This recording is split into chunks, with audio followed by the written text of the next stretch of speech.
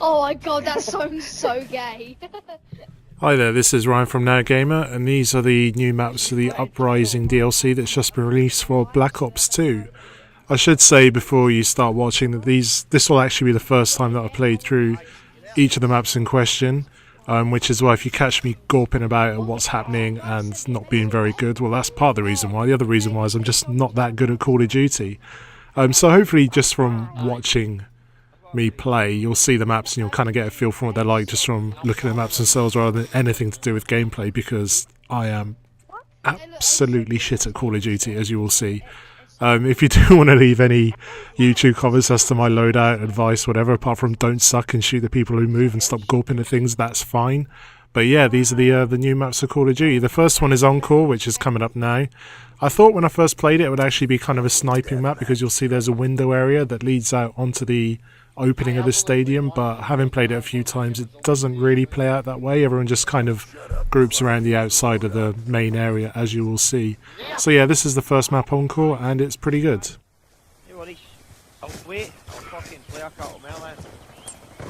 We've pulled forward. Shoot him!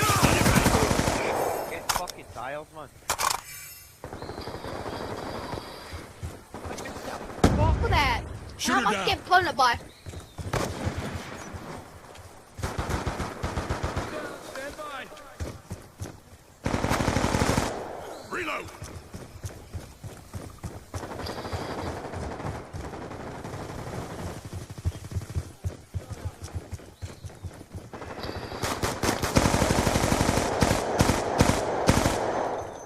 Oh, dodge it out.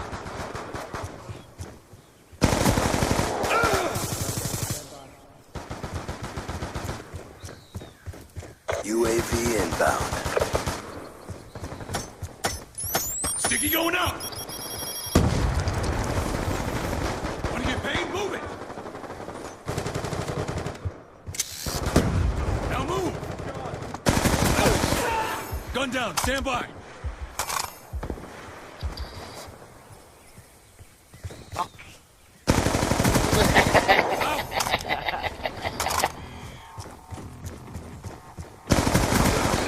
Threat down. Friendly lightning strike inbound. Care package inbound. Well, I wish they're fucking late. He's gone. Coming out. Stand by. Gun down. Stand by.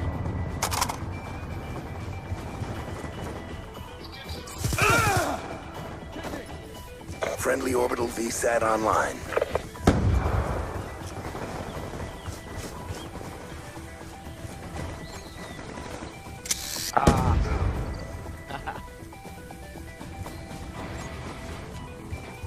Friendly care package inbound.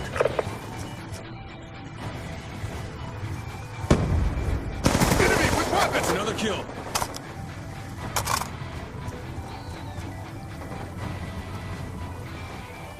Friendly Hellstorm missile inbound.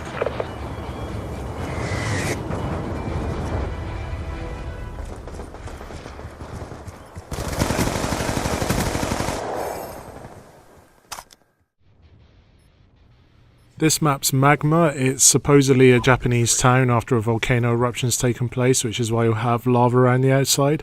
The lava does actually damage you if you stand over it. You take small ticks of damage. Apparently, if you I read this morning that if you wear a flak jacket, it actually reduces the damage. I haven't tried that myself.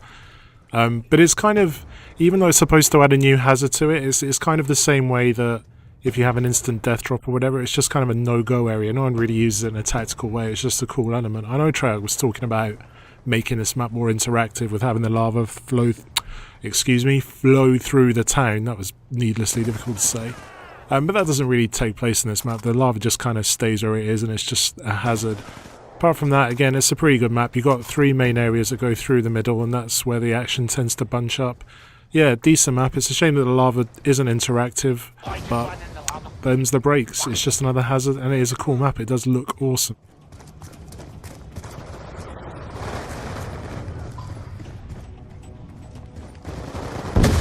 Friendly UAV inbound.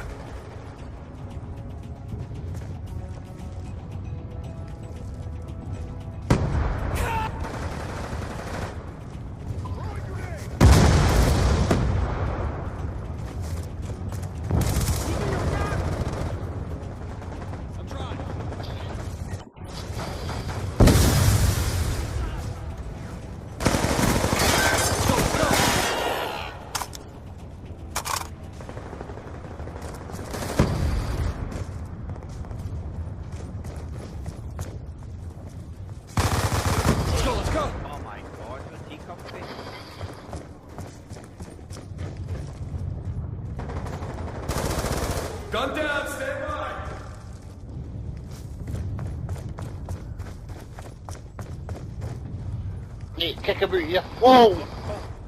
Fuck's sake, man. I've got to the use.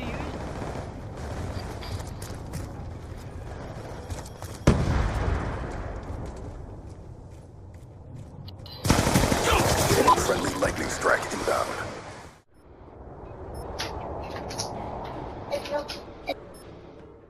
So this is Vertigo, the final new map of the DLC. When I was playing it last night, people weren't that good at it, basically because it's surrounded by instant death drops and no one had really gotten to grips with the layout yet, so there were a lot of people falling to their death, myself included. As I say, I'm not very good at Call of Duty, and I was falling to my death quite a bit. There's also this ledge around the outside where people bunch up, and if you go out on the ledge and there's someone behind you, then can't go back that way, they can block you off. And I know at one point there were 3 members of our team just stood on that ledge, desperately trying to push each other out of the way, trying to jump over each other, and then we just all got killed. That's the kind of high level Call of Duty skills I'm bringing to this. It's a decent map, it's not as good as the other two, it's a little bit dull. The outside of the map there are lots of little buildings, as you can see here, just scattered around. It's kind of cluttered and confusing. And if you go inside, there's a small central area which is sealed off by doors where people tend to fight. But most of the action takes place around the outside. That's where people try and get the angles to shoot each other. And yeah, probably the worst map of the 3, but the other 2 are pretty good.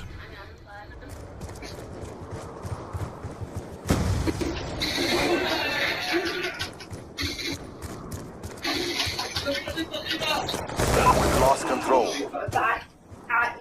They say it was on a meeting. They say it was on a meeting. To get the bad ball. I love now. That wash it last weekend. Well, what is back to race right there? Teams are the team. Here, I'm not going to go.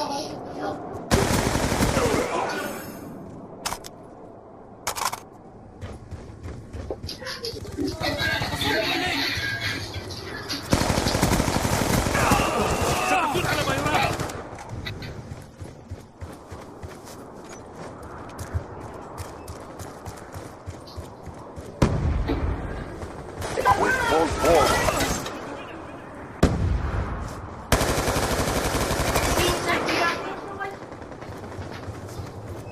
Lightning strike coordinates received.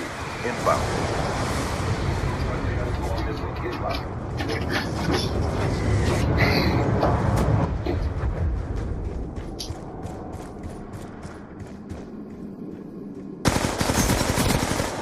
سقط العدو.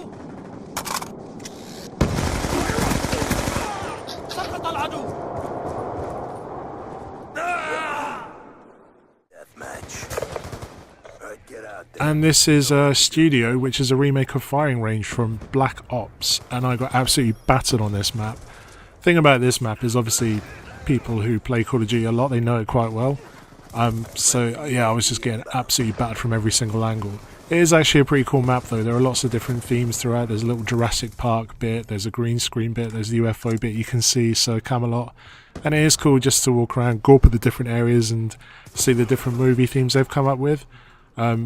Until you die and respawn in another area, as I kept doing. So yeah, a lot of people like Firing Range. It's by far the most popular map. It's the one that people always vote for when it comes up. But yeah, cool map. It shows that the original design for Firing Range was strong and still very enjoyable. Concussion out!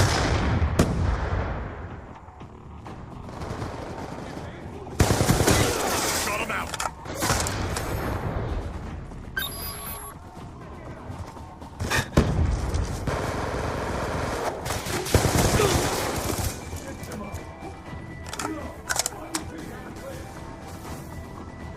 On your feet!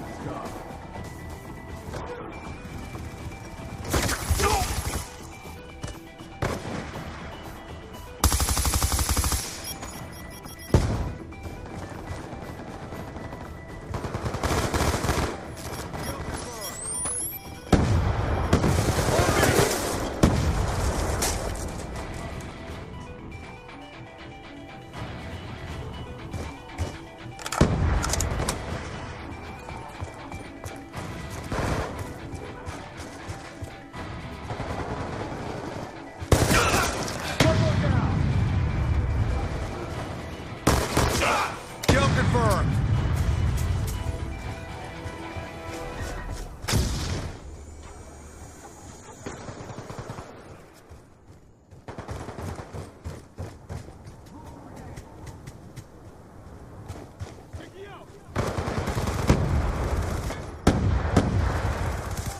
On your feet.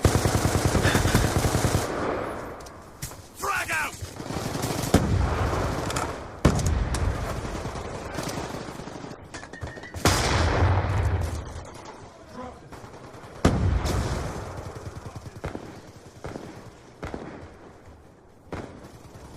Get moving!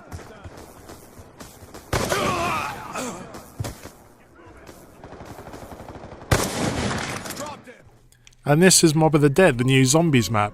I'm not really a huge Zombies fan, I kind of prefer getting my ass kicked in multiplayer, but this Zombies map is actually really cool.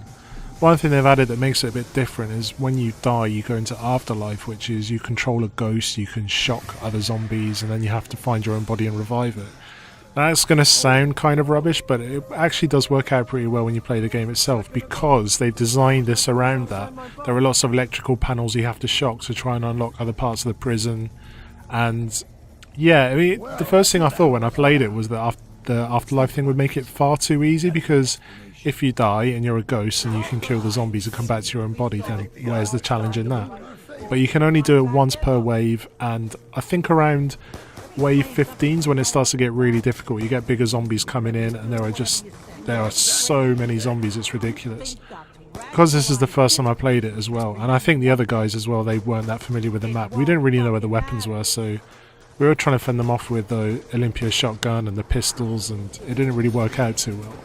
There's a lot of complicated stuff to this though. You have to find the warden's key first, then you have to switch on the power for the prison, then you have to find 5 parts for a getaway plane, which is on a roof, which you also have to figure out how to access.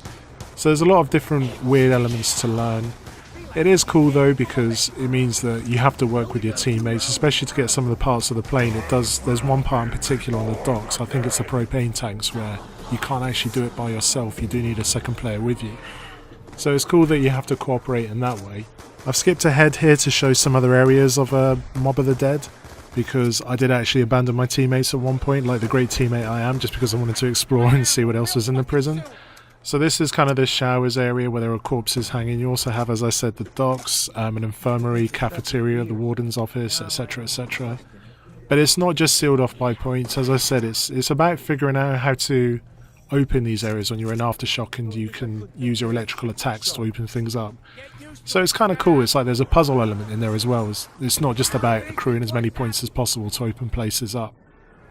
It's also much bigger than it initially seems. I think because it's indoors, you kind of presume that it'll be smaller because it feels closed in, but once you have a wander, there's actually a lot to it. I don't want to ruin too much for people who haven't played it yet, but you can take this small lift which takes you down to the docks, and also what happens when you actually get the plane. The game doesn't end there. It seems like the aim of the game is to escape, to get on this plane and get out of there, but that's not really what happens. And again, I don't want to ruin it for you, but it is cool what they've done with it. It's just a different way of, I guess, a different way of changing up zombies, instead of just saying, oh, here's another zombies map, blah blah blah, shoot the zombies, rebuild the barriers and so on. It does make it feel fresh and exciting. And for me, actually, I was quite surprised. This is what I enjoyed most about the DLC. I really liked Magma as a multiplayer map, but doing zombies was kind of cool, just messing around with the Afterlife stuff, and the fact that you have to work with your teammates as opposed to it just being something that happens if they are playing nice or whatever. I think that's a nice touch as well. So yeah, the DLC is probably worth it. I mean, the multiplayer maps are cool, but definitely for Mob of the Dead. The achievements are pretty tough as well. We've got a guide on NowGamer that covers the basics of it. People are still figuring out the best ways to get the tougher achievements, so we'll update it as and when that happens. I haven't done it yet because, again, I'm terrible at Call of Duty. I'm definitely terrible at zombies. But yeah, it's cool DLC, definitely worth it for zombies, especially if you've got people who are still playing the game quite regularly.